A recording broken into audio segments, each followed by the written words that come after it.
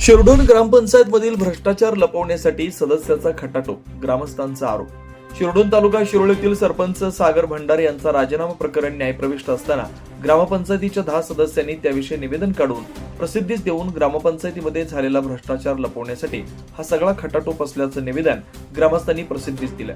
निवेदनात असं म्हटलंय की ग्रामपंचायतीमध्ये झालेल्या भ्रष्टाचारावरून जनतेचं लक्ष विचलित करण्याचा प्रयत्न ग्रामपंचायतीचे 10 सदस्य करत आहेत. सरपंच राजीनामा पदाचा वाद जिल्हाधिकारी कोल्हापूर यांच्या कोर्टात न्यायप्रविष्ट असताना या विषयावर बोलणं चुकीचं आहे. त्यावर सर्वस्वी निर्णय घेण्याचा अधिकार जिल्हाधिकारी यांचा असताना त्याविषयी निवेदन काढून प्रसिद्धीस देणं अयोग्य आहे. केवळ ग्रामपंचायत मधील भ्रष्टाचार लपवण्यासाठी सरपंचांचा नाहक बळी देण्याचा प्रयत्न केला जातोय. ग्रामपंचायतीच्या कारभाराविषयी जनता 12 डिसेंबर रोजी होणाऱ्या ग्रामसभेत जाब विचारला जाईल. जनता सुज्ञ असून या मागचं षडयंत्र ओळखता न येण्यासारखं काही नाही.